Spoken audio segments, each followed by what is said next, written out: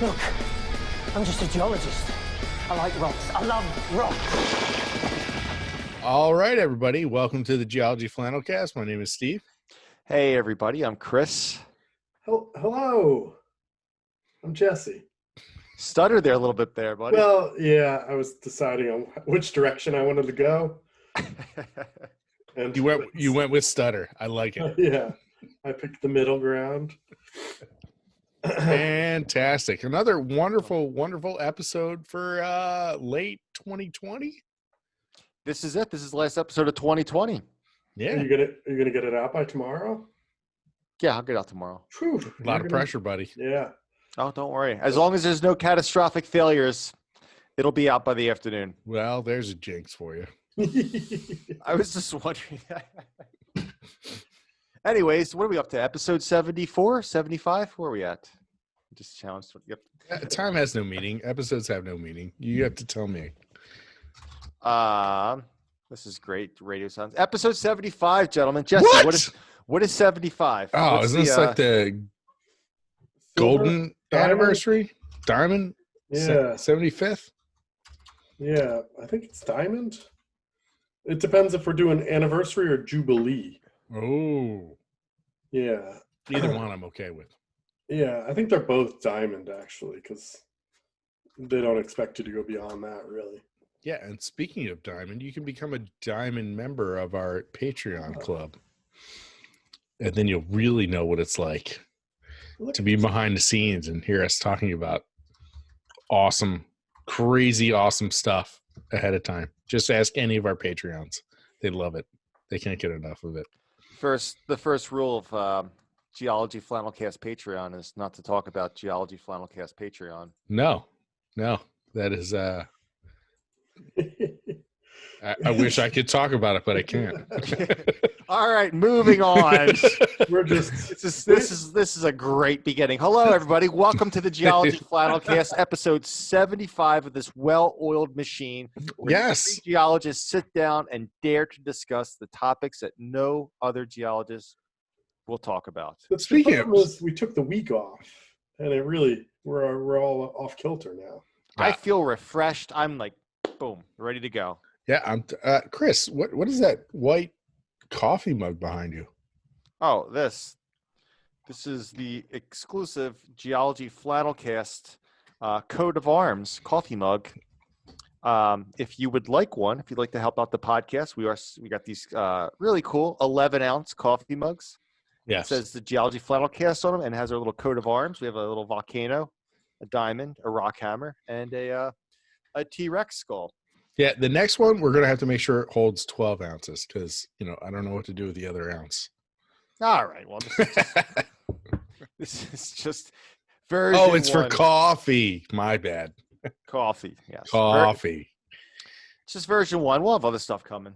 But Yeah, can't wait. So if you're interested in getting some Geology Flannelcast merch, you get some stickers too on the website. Just click on the click the merch link under geologyflannelcast.com. I know, we're so hip we call things merch. We've always called it. You're just the one that just learned about that word. Yes, because I'm old, Chris. I'm old. I call it Anyways. merchandise. Gotta shorten. That's too long. Yeah. We've got an action-packed episode here today. Who wants to get started? We got some news stories. End of the year news stories. I got an interesting one. It's not. I think we're going to say it's not interesting. It's interesting only to me. Everybody else Not will find this interesting. terrible. Well, yeah, no. It partially talks about space, and I don't know. Are we allowed to? Just do it. Okay, Listen, it's 2020, man. we're back. We've been through a heck of a year. We can do whatever we want at this point. It's so funny. Like when I, am floundering for a story and I'm like, all right, what's science in the news? Like 98% of it is astronomy and space. There is a lot of space stuff in the news. It's just like a sexy science topic. People love talking about it. I guess. I love They're- talking about it too. I love learning about it. So, but it deals with Earth, and it deals with us here on Earth. So, there was some. By the way, this whole space controversy thing was just brought on by ourselves. Nobody ever told us to stop talking about space. No, it was definitely 100% self-induced. Like, wait, we're talking too much about. Yeah, it was totally self-induced. And I feel like it's my bad. I do a lot of space stories. No, it's fine. It's fine. Hey, Okay. it's our podcast. We can do whatever we want. Thanks, yeah. So this it's sort of interesting. It depends on, I think the implication is interesting. All right.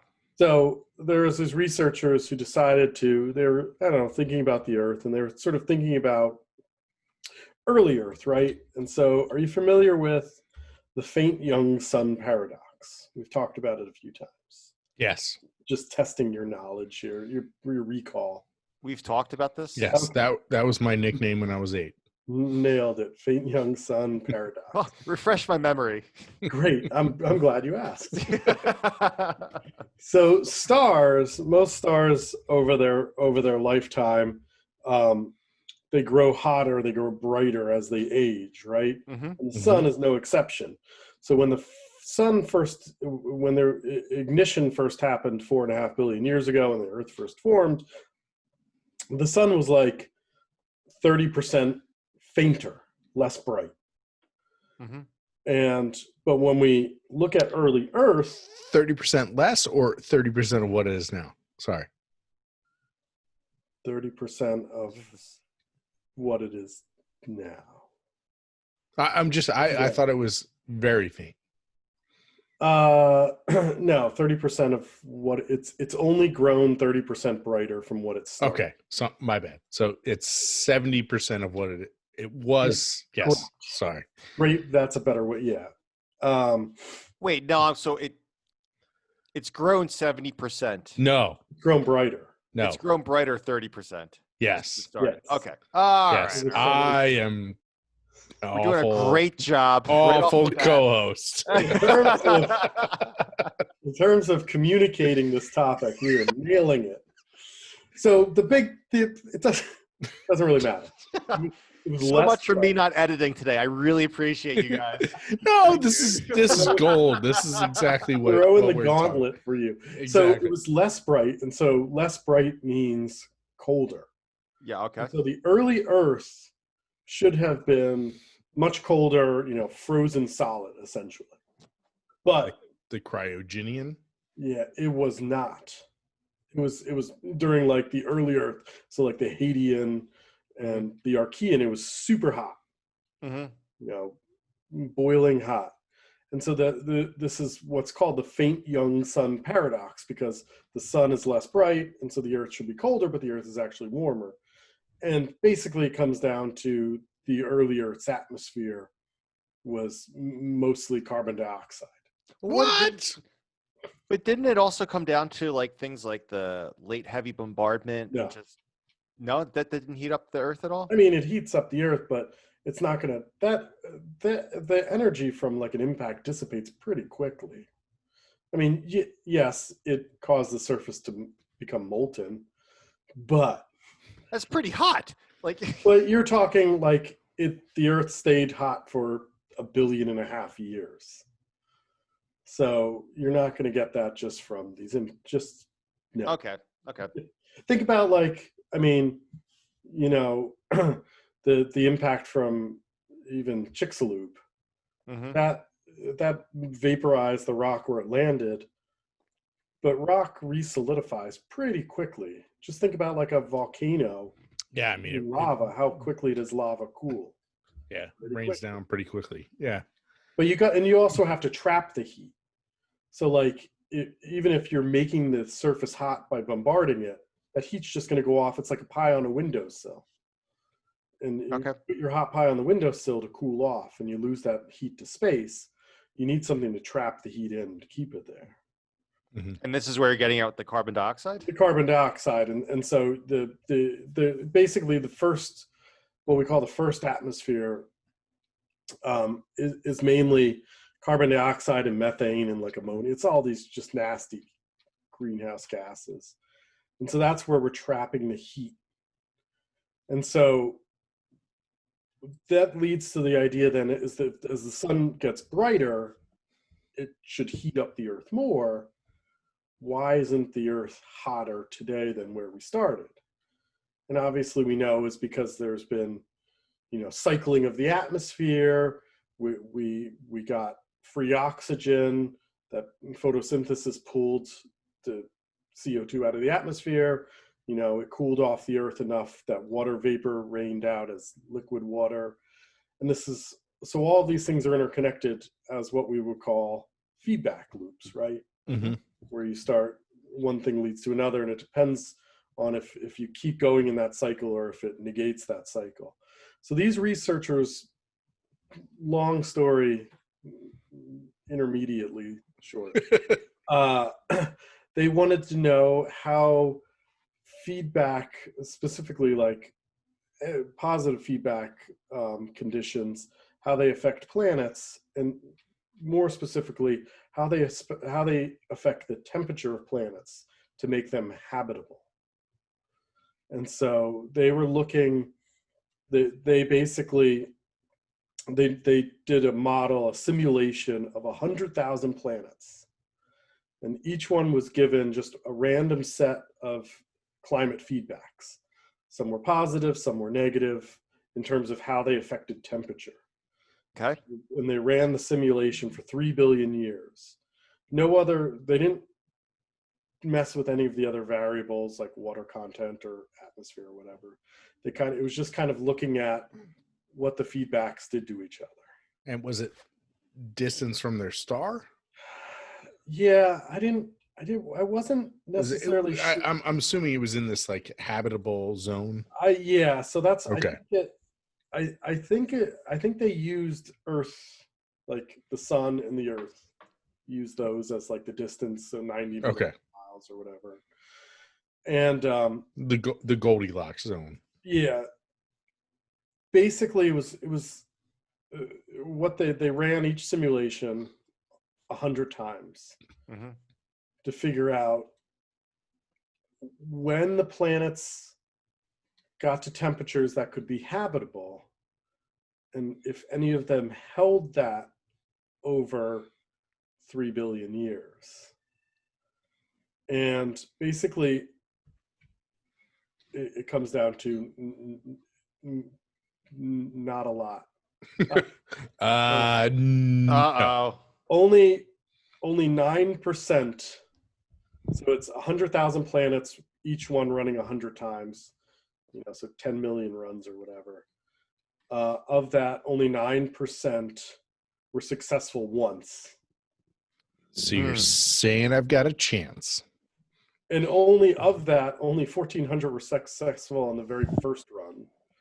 Samsonite, I was way off. And some were successful twice, and some were successful 3 times. But only one planet had 100 successful runs out of 100. Ooh, Earth? Well, so they didn't use, but basically that's the implication here, is that Earth, we've been successful for had life for 3 billion years. And they're saying that it's like, I guess the chances though that we have had this are just like astronomical, I guess, so, no pun intended. Just some pretty good luck. But then you look at the numbers of galaxies, and then the numbers of stars, and then the numbers of planets, and it's just like you said, where is everybody? Yeah. The idea here is that, and this is a sort of very simplistic simulation, and it was very numerical. It didn't really use real world numbers or anything. It was kind of just looking at how feedbacks work. So you'd want to make it a little more robust and a little more complicated, but it does sort of, the idea here is, or the implication is, when we look at planets in the habitable zone, we can't just assume that they're habitable. Yes. So that Goldilocks zone is not necessarily habitable. Yeah. Yeah. So it's and I guess the second sort of implication is that, messing around with feedbacks can cause some unintended consequences if you get things running out of control, and things could go haywire pretty quickly and pretty easily. So, Wow. Well, just think if we didn't have that hot, warm beginning, where would we be? yeah. We wouldn't be here. We'd be podcasting a billion years from now. So yeah, so there, I just sent you all the link. You can post that up when you get a chance. It's an interesting little story. Cool. Just one of those like thought experiments that. Yeah. Sure. Huh. It's really interesting. Just something we take for granted here on Earth. You know, we just go outside and just assume that the weather's going to be habitable, and it's not always like that everywhere. All right, that was a cool one. I guess I'll go next with this. I got an article here about. Looks like in Israel, Tel Dor, Israel, there is evidence for a massive paleo tsunami. So I was reading this article, and there's some really cool stuff about this, about how big this tsunami could have been. All right, so let's get into kind of just the basics of how tsunamis work and what causes them. So tsunamis most of the time are caused by earthquakes. All right, so you have some displacement on the bottom of the ocean floor, and that pushes up it pushes up the water, and all the water kind of spreads out from where the earthquake occurred, and it causes this surge, which we call tsunami. So little fun fact about tsunamis: a lot of people mistakenly call tsunamis tidal waves, and they're not. So if you ever hear somebody referring to a tsunami and they call it a tidal wave, please correct them immediately. They are not. That a tidal wave is not the same thing as a tsunami. All right. So tsunamis, I think they're like the most dangerous thing when we're talking about earthquakes. So just imagine you're living through an earthquake, right? So let's take like the Japan earthquake, and when was that big one in Japan? 2011, I believe. Yeah. With the Fukushima incident. Daiichi, yeah. Yeah. Or we could also talk about the Indonesian tsunami off of when was that? Was 2004, Boxing Day, 2004. We just passed the anniversary of that just the other day. So you live through this like really gnarly earthquake. In those cases, those were like 9.0 earthquakes, really, really bad. Right? You live through it. All right. The building that you're in didn't collapse. You know, you kind of shooken up, but you know, you're still alive. Cool. Now the water comes rushing in. You know, depending on how far away you are from the epicenter of the earthquake, it could be pretty fast, or it could be a matter of hours later. And the tsunamis, like I said, I think it's the most, the deadliest part, because once that wave comes, I shouldn't say wave, it's more like a surge. Once that surge of water comes rushing in, it tears everything apart, brings a lot of debris with it, and there's so many different ways for that tsunami to take you out, to kill people. So let's see. So this news story that I was looking at, looks like they picked up on a tsunami that happened about 9,000 years ago. Is it 9,900 to 9,200 years ago? And just to be clear, everybody knows where Israel is, but this is basically the Mediterranean Sea. Yes, it happened. Yes, a tsunami off of the Mediterranean. Well, so there's a big fault that runs through the Dead Sea. Yes. So it's actually the African plate is on the west and the Arabian plate is on the east, and it's a big transform. Sometimes the Dead Sea is called the Dead Sea Rift, but it's this transform, and it meets up with the Northern Anatolia Fault in Turkey. It's a big triple junction right there. You have three plates meeting each other. That fault in Turkey, that's very, very active. Lots of earthquakes occurring along. Is that the fault where the earthquake is moving up the fault. Like Yes. the earthquakes are. How can I better describe that? Each earthquake is moving like along the fault, and they can pseudo predict where the next earthquake is going to occur. Steve and I have one class we teach. There's an assignment where they map.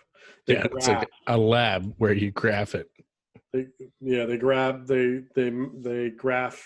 the length that has moved and the year, and so you can see like 1930, 1940, and it's super active. And you can see it just marching basically. That's so cool. Towards Istanbul. Yeah. So they know where the location is, but they don't necessarily know. I guess they have like when you try to figure out time frames of earthquakes, it's kind of like, but it's and that's the only one in the world they know of, right? Where the earthquakes are actually marching along the fault line. I think. You guys ever hear anything about that? Is that the only one I know of? Yeah. I want to say it's the only one in the world that does that. I mean, if you look at any fault over a long enough period of time, you can kind of see it.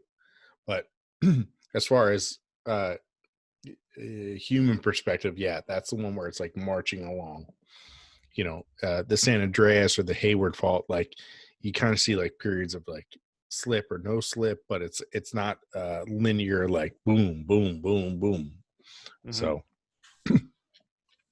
So let's go back to the spot in Israel, Del Mar, Israel. Along that area, along the Mediterranean coastline there, tsunamis are fairly common events, and records show that there's been about one tsunami occurring every century for about the last 6,000 years or so. And then, then as you move back, further back in time, that's when we don't have the records so much of that stuff. But this tsunami that was just discovered was a pretty big one. So you might ask, how do you find what's known as a paleo tsunami or an ancient tsunami? It's tricky, all right? And what these geologists were doing, and there was a group out of, out of Scripps out in San Diego that was working on this, and they were drilling down in these sediments that should have been like wetlands. All right.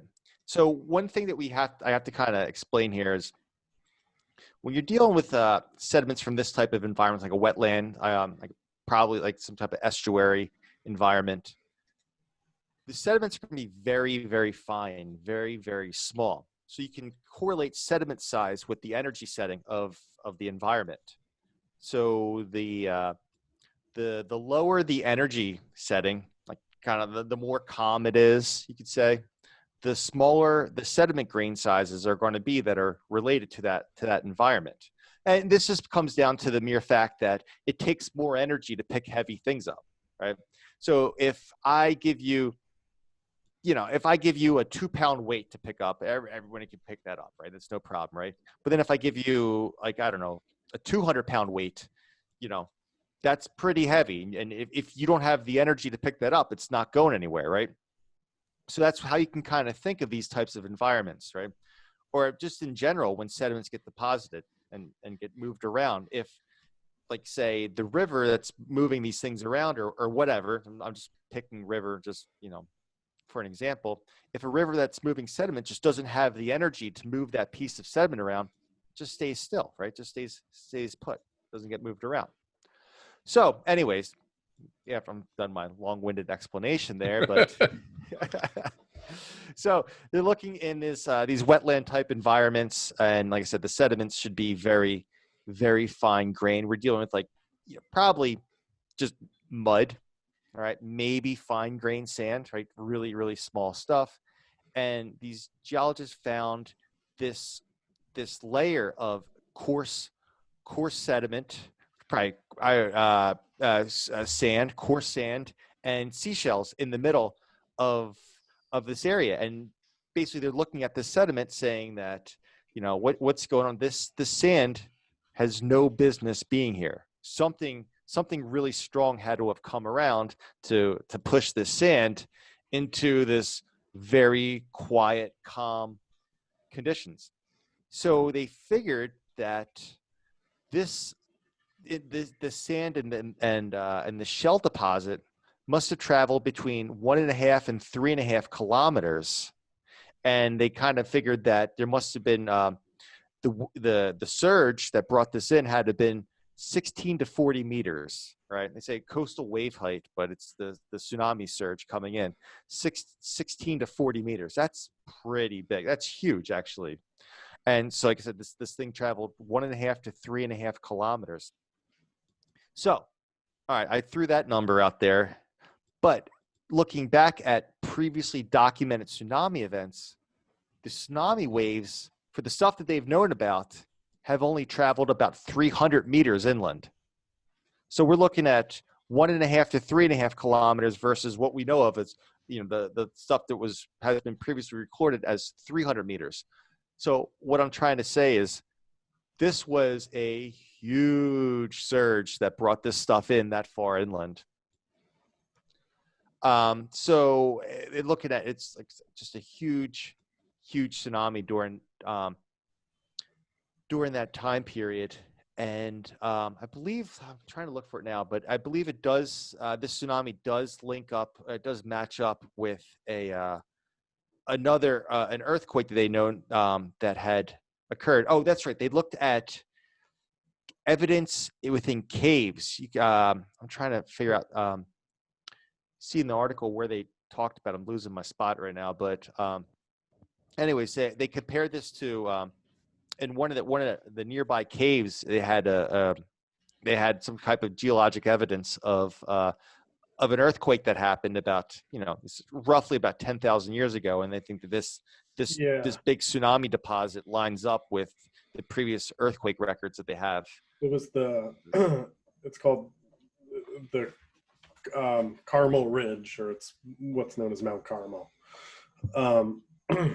There's a Mount Carmel, Pennsylvania.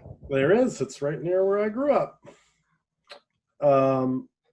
But yeah, what they do a lot of cave damage. That's what it is. They looked at the cave damage. Cave damage. I was just going to say the way they look for earthquakes in caves, to some extent, are not fairly easy, but they're one place we can date things, especially if there's speleothems, stalactites and stalagmites. Mm-hmm. So stalactites, the pointy things that grow off the top, the roofs of caves, or stalagmites, which are the columns that grow from the surface of the cave. An easy way to remember that? The difference between a stalactite and a stalagmite? Stalactites hold tight to the ceiling. Stalagmites might impale you if you trip. Oh, I didn't know that the second part. Little graphic there, but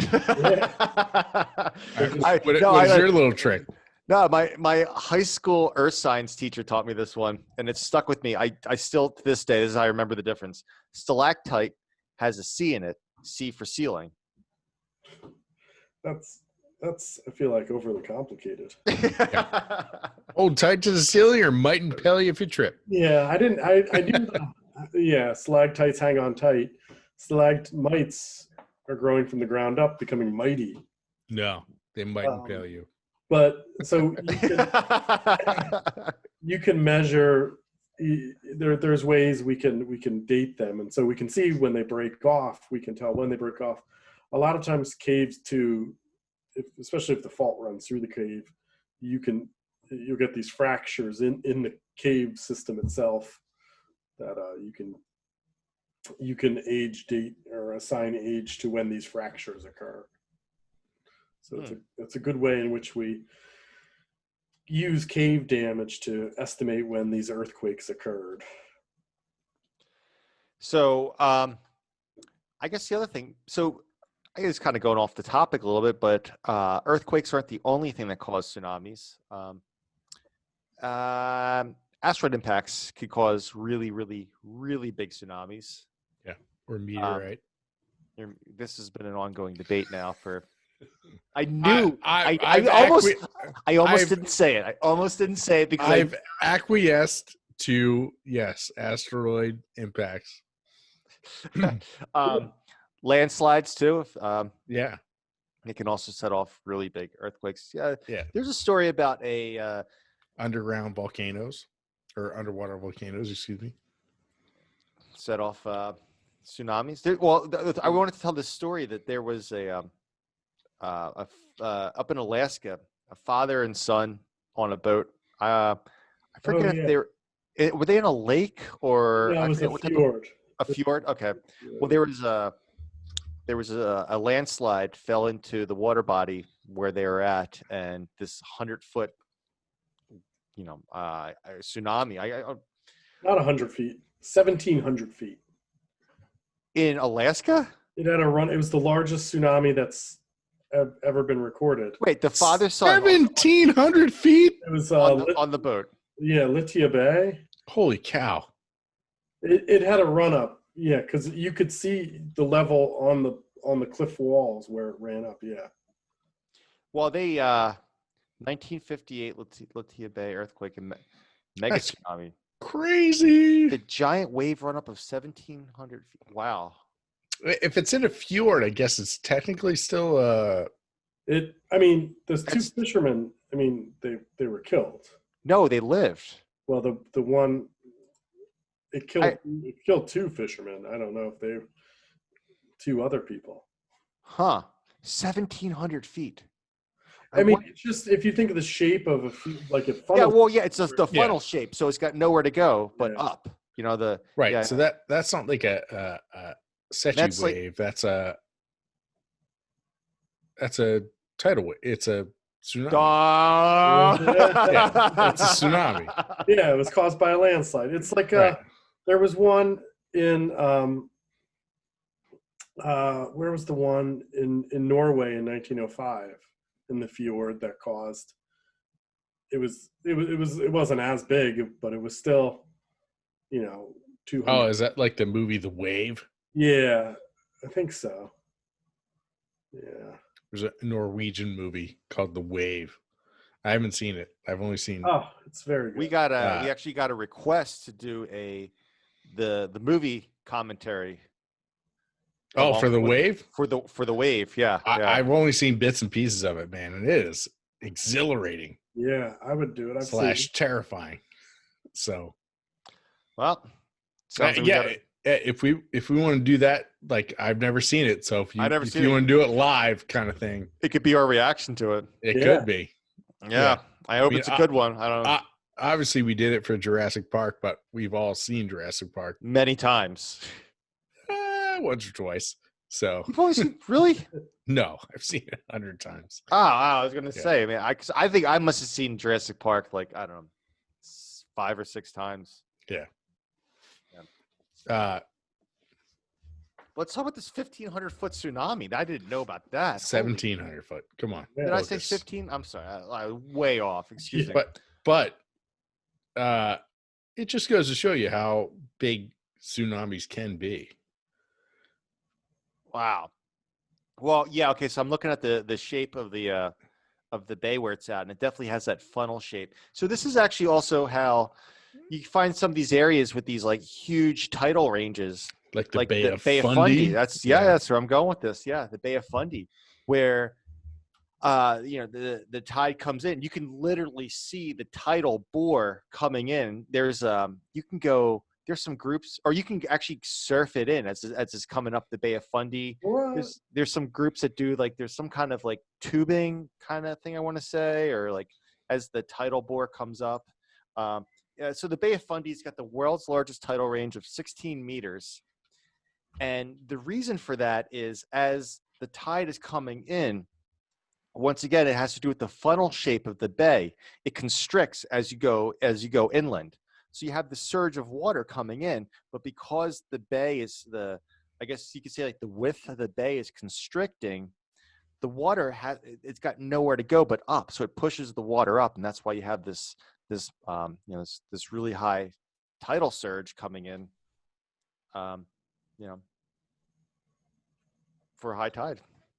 So that's 16 meters. You could actually watch. There's a lot of there's some really cool time-lapse videos. You can see like the boats in the marina, they're they all get docked. beached or like. Oh yeah, the water just goes all the way out. It's completely dry, and then you see the high tide coming in, and the boats rise up. Yeah, I mean, you have to know the tides if you're a fisherman.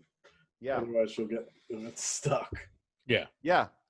There's I know up in Maine. Maine has some really high tidal range in some areas, and people low tide goes out. Tide goes out for low tide, and people will go out there and they'll go getting clams and stuff like that. But there's been people have been stuck. You can get stuck out on islands out there, and tide comes in, and then you just got to wait it out. And there's even been people that have drowned out there, got stuck in the change in tides. So, but yeah, you definitely, if you're a fisherman up in the Bay of Fundy, you have to know the tidal change. You have to know your tides very, very well. And also, I was told that that was a big part of the Normandy invasion in World War II. They have a large tidal range there, and they had to schedule the D-Day invasion in Normandy in World War II around the tides. Yeah, it was like a full moon, and because they wanted. Was it Syzygy? I think they wanted the high tide as possible. To get as far up as you can. Yeah. So tides are very important. I didn't expect this podcast to take that turn about tides, but oh man, you get me going about fjords and funnel-shaped bays, oh man, it's just wow. Well, anyways, 1958, Latoya Bay, 1,700-foot tsunami. Wasn't that how high they figured the Chicxulub tsunami was? Something like that. Something like that. Yeah. But in that case, that was in open water. Yeah. Little different condition. Yeah. Yeah. So that's really, that's really something. That is really something. All right. Next story. Yeah, I just real quick. There was a big earthquake in Croatia today. 6. Yeah. How about that? Was it a 6 what? 6.4. 6.4. But in Croatia, where it's 6.4 is, it's not like you're in the middle of the Aleutians in the middle of nowhere. Like, it did a lot of damage. There's a really interesting video. I guess there was some sort of press conference going on outside in a street as the earthquake hits. Oh. And you can see everything sort of bounce and shake, but the noise it makes. And I feel like people sometimes don't realize that there's noise associated with earthquake. Like that rumble, that low hertz. I'll have to, it's the Taos hum. Yeah. So I'll have to, if I find that, we can post it with the show notes. Yeah. Definitely have to post that. There's a video. Oh man, it's wild. It's of an earthquake in Japan, and the person that took this video is up on a skyscraper, like way up there. Ooh. And they show all the skyscrapers swaying back and forth during the earthquake. And it is just, I wouldn't want to be up on a skyscraper during an earthquake, but they're engineered to do that. They're supposed to sway around. Yeah, it's still terrifying. Oh, absolutely. I'm not saying it's not terrifying. It's like saying, roller coasters are engineered to handle that. Like, no crap, but I'm still terrified. I don't want to go on it. Yeah. No. Yeah. No. But you can see the amount of swaying that these skyscrapers are doing. Oh, man, it'll give me chills just talking about it. Nope. They're meant to do it, but no thank you. Nope. Yeah. Real quick, I'd like to talk about something that's near and dear to my heart, though. Is that right? Yeah. And that is formatting Word documents. Oh. Yeah. Do tell. Well, so as per usual, I I guess I've just become lazy, and now anytime, like, how do I make a capital letter? Like, I just email the word gurus that is the formatting formula, and they tell me, like, hit shift and that letter, and that'll become a Or capital. Steve, your cap locks is on. Oh, I That's could why you have cap no locks. Oh, that'll lock all my. See, like, that's the thing. Like, the formatting formula has become so dominant in my life right now that I don't even like.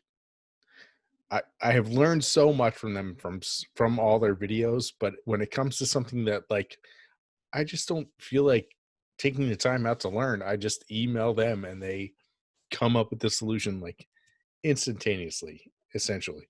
So please check out the formattingformula.com or YouTube/C/formatting formula for all of your Word documenting needs. I mean, honestly, from table of contents to you can, like, there's tricks to, like, capitalize everything or uncapitalize everything, or like, just all kinds of weird things that you never thought would be possible and or necessary until you need them to be possible and or necessary, and the formatting formula can figure it out for you very, very easily. See, again, I'm going through a 500-page document that was composed in the early 90s, back in the Stone Age, and I had to convert it from a PDF to Word, and then from Word into, like, retranslate it into Times New Roman, like, just all this stuff. And the formatting formula was able to take this 400-page document and basically shrink it down to a manageable, which doesn't even seem manageable, but 200-page document to which I could then start editing. Like, it was incredible. So formatting formula, I can't say enough about them. Love them. They've been fantastic sponsors of the podcast, but also just fantastic prognosticators of the Word environment. So thank you very much, Formatting Formula. Please check them out, formattingformula.com or YouTube/C/formatting formula. Tell them the Geology Flannelcast sent you. There you go, ladies and gentlemen. They know their stuff. Seriously. They're called the formatting formula. But honestly, like, crazy, like, anything from, like, I wish I could do, like, this little tiny thing, to I wish I could change this entire environment. All of that can be done. So check them out. All right. All right. What do you guys want to talk about next? As you can tell, this is very well rehearsed. This I got is a- like this. I got a short one, Let's do it. and honestly, I can't remember if I've talked about it or not. I'll let you know. About humans using fire. Did I talk about this yet? Might have. I don't know. Yeah, I can't. I know because, well, this is right up a friend of the podcast, Alex, that we had on a while ago at this point. It's sort of what he did, looking at sort of human settlements and how they determined whether or not people were there or whatnot. Fire! So one of the long sort of standing questions when we talk about early hominids and early humans, modern humans, is when we really started controlling fire, Okay. and or cooking food. Mm-hmm. And so there's a group. So is that Prometheus or is that Hades?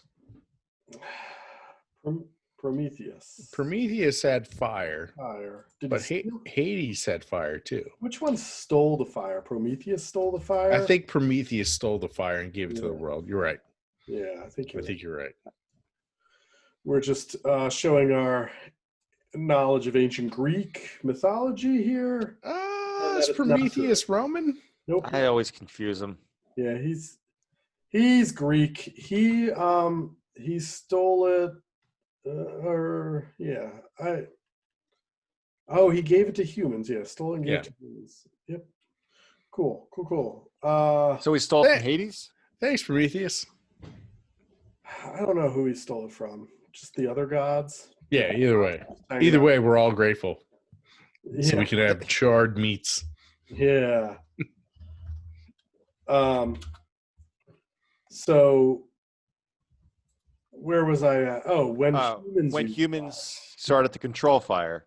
fire. No, I just want to turn this into a Greek. Yeah, I mean, obviously, after Prometheus gave it to us, Yeah. which was, tell us the date. 1.9 million years ago. Right. Thank Whoa. goodness for Prometheus. Yeah. So one of the questions, a lot of times when we find we can find charred layers near human habitation or human fossil sites. That's And like, the question is this just, and a lot of these early human sites are in this case, they're looking in the African Rift Valley in East Africa is basically where modern humans evolved. In this case, the Turkana Basin, which is near Lake Turkana. What are the chances of that happening? What's that? The Turkana Basin being near Lake Near Turkana. You really nailed it. I got lucky with the name. So it's a grassland, and so it's prone to just natural grassland fires like wildfires. And so you find sort of charred materials. And so one of the questions was, when are they just sort of getting lucky and using fire that's handy to them versus actually controlling fire and cooking food and whatnot. And so what this group, they presented just at the AGU conference this year, in like 3 weeks ago or whenever it was. And the researchers from Lamont Doherty, which is at Columbia, and I want to say some of the folks that from Rutgers were also on this study. Yeah. But basically what they did, and this is sort of what Alex did as well, is they're looking at the geochemistry of the sediment, not just saying, all right, there's charred coal here, there's charred material, but they're looking at the PAHs, the polyaromatic hydrocarbons. Okay. And it tells something about how the material burned. I didn't get into it too much, but it's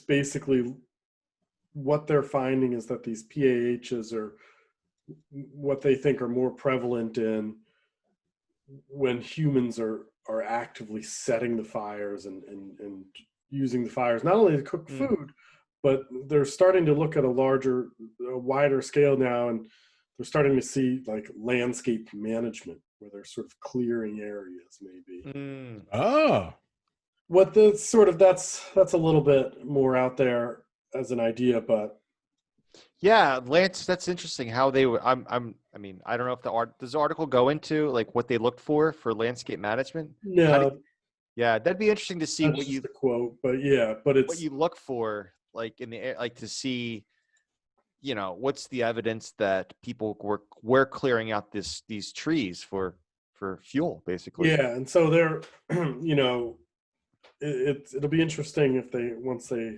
expand on this, because you do you see evidence of charcoal near human settlements at the time, and so it's trying to distinguish between humans just playing with fire and using it sort of intermittently to controlling it and being able to use it on demand.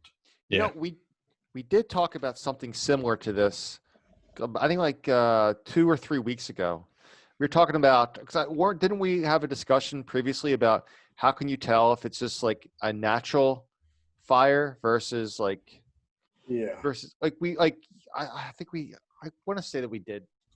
Salt Briefly. sounds very familiar. Yeah. Oh well. Anyways, Sorry. it's no. It's that's what it was. It was when we were talking about when did humans come to North America. Right. That's why it was sounding familiar. Yeah, Yep. yeah. We're expanding on that. We're expanding your knowledge of fire and PAHs. Fire, Right on. fire. Right on. As Beavis and Butthead would say. Thank you. Fire, fire. Yeah. So far today, Steve has referenced his 1990s references were Dumb and Dumber Mm-hmm.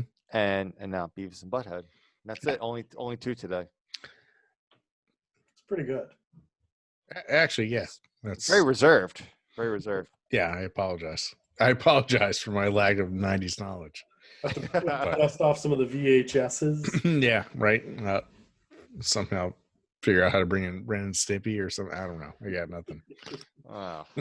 It's really sort of funny when we talk about VHSs because my buddy, also friend of the podcast, social media manager Barry. Hey, Barry.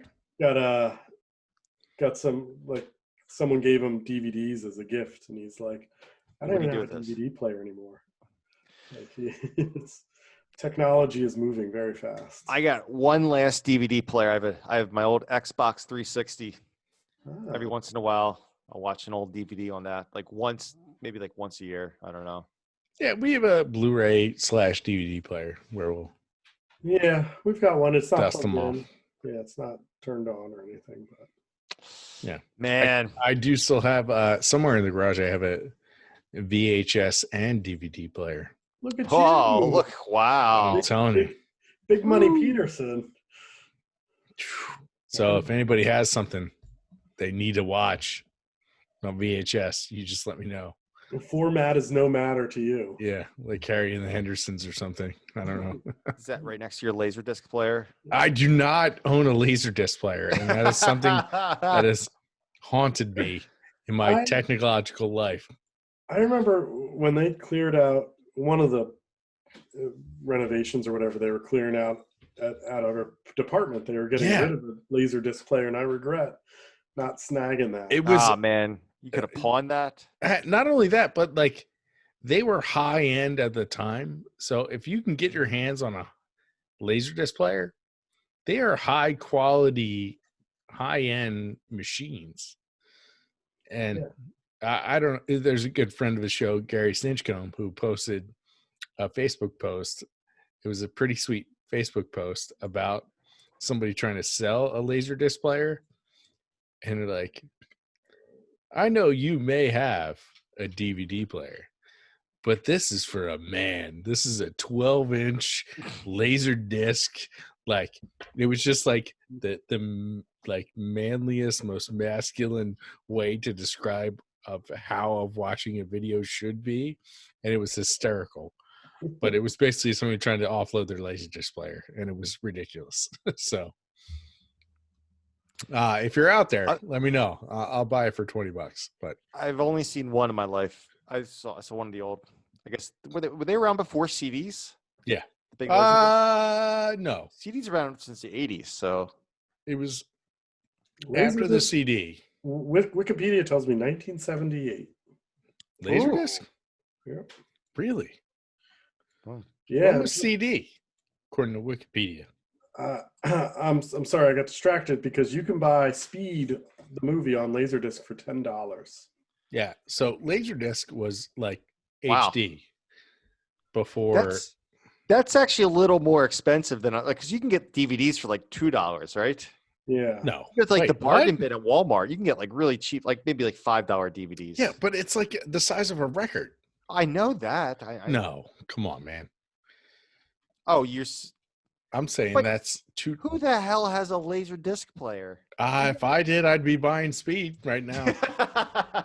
You can get The Lion King, and it specifically says this is not a DVD. They actually have a picture. Nice. Could you imagine if you thought you were buying a DVD and this gigantic 12-inch laser showed up? Oh, here we go. Jurassic Park, $20. Yeah. All right, now look up the price of a laser disc player. That's what. That's next. This definitely has taken a turn. Whoa. Oh no, that's a DVD player. I was gonna say it's only $40. Here is, yeah, I cannot see. This is crazy. Gotta Yeah. get on eBay probably. Yeah. I'm looking at $100. Yeah. Well, 250 on eBay. 89. Yeah, on Yeah. eBay. See, this is what the Flannelcast needs right now is a Laserdisc player. We should have watched Jurassic Park on Laserdisc. Yeah, seriously. And all of our Patreons are like, nope, I'm no longer supporting this podcast. All right, They're yeah. going to spend their money on laser discs. Next, All right. we produce things on Betamax. Betamax. There we go, Dennis. Patreon Dennis, the Geology Flannel Desk. Yeah. I'm not going to lie. I do have mini discs and a mini disc player. I remember So those. I can bust them out in this next Flannelcast. I don't even know what is that? When did that come out? Come on, man. It was like late 90s, early 2000s. It was a recordable CD, but it was a mini disc. It was like this big. I remember the little discs like AOL used to have them with like 1,000 free hours or whatever. You It pop was the it was tiny it was little like CDs. that, but they were like in a cartridge, like almost like a cassette. It was gorgeous. It was lovely. They were fantastic. Anyways, Anyway. this is the time of the episode. Seriously, where does we, nobody remember mini really- discs? I do. All right, thank you, Jesse. What do you say, fellas? You want to do? Maddie, Maddie says no, no. no, just no. I got one more story, but I think we should save this story for the Patreon exclusive I love it. Because extra. you want to save it because it's so big. Yes, it's an enormous, but it's about the It's size. not about a mini disc. No, it's something very cold about the size of Delaware. It's about laser discs. Then Well, here you go. If you'd like to hear, we're going to save this for the Patreon extra, but if you'd like to hear what we have to say, we always have some Patreon extra videos, Patreon exclusive videos, I should say. If you become a Patreon sponsor of the Geology Flannelcast, we have some tiers, some Patreon tiers starting at as little as $2 a month. If you pledge $2 a month, we'll hook you up with some stickers as a thank you, and some other tiers. You can do some of the other things that you get, or you can come hang out with us every week before we record the podcast, and hang out during the podcast recording. We post extra videos about other news stories that we talk about that didn't make it to the podcast cuts. So yeah, if you'd like to help out the podcast, go to patreon.com/Geology Flannelcast. Other ways to support the podcast, just write us a review on iTunes. Just something simple as that. You don't need, like our videos on YouTube and stuff like that. We post the video podcast, the video for all the podcasts on YouTube. Just look up Geology Flannelcast. Check us out on Facebook, facebook.com/Geology Flannelcast. On Twitter, we're at Geo Flannelcast. And I always Instagram. Instagram. Yes. Geology Flannelcast. For the new kids. For the kids. Get We're on Insta. We're now on Insta. On the Insta. And Steve's going to be starting a Geology Flannelcast TikTok where he does interpretive dances of different types of rocks in his rock collection. So yeah, stay tuned for that. I dance to rock music with my rocks. There you go. I don't know what to say to that. As I leave Chris and Jesse in my dust as my TikTok takes off. Yeah. I feel like there's a geology joke in there somewhere about the dust. And... Good times. Anyway, yes, please support us all on all of our Insta. Go to geologyflannelcast.com. You go there and you can hit us up, shoot us an email, say hi. We love talking to our fans. Or every once in a while, we'll do an episode on listener questions. So if you have a geology question, click on listener questions on the Geology Flannelcast website. Or the other way to help us out, we started selling some merch. So right now we have stickers and the lovely Geology Flannelcast coat of arms coffee mug. So Yes. Sure to check all that stuff out on geologyflannelcast.com. Yes. Yeah, And for Steve. your old people, merch means merchandise. Thank you, Steve. Sorry. And I think that just about wraps it up for this week. That's it. 2020 is a wrap. We're done. Woo! I'll get this thing out on New Year's Eve 2020. And this is the last podcast of this year. Let's do it. 2021. Next time we talk to you guys, it'll be New Year. 2021. 2021 is our year. We're taking it over. I can't wait. There we go. All right, everybody. Thank you so much for listening. We really appreciate all of our fans listening. Thank you so much. All of our friends that have sponsored us on Patreon. Thank you so much for helping us out. And thank you very much to the Formatting Formula for always being our wonderful, wonderful sponsor. Yes, thank you, Formatting Formula. And have a great day, everyone.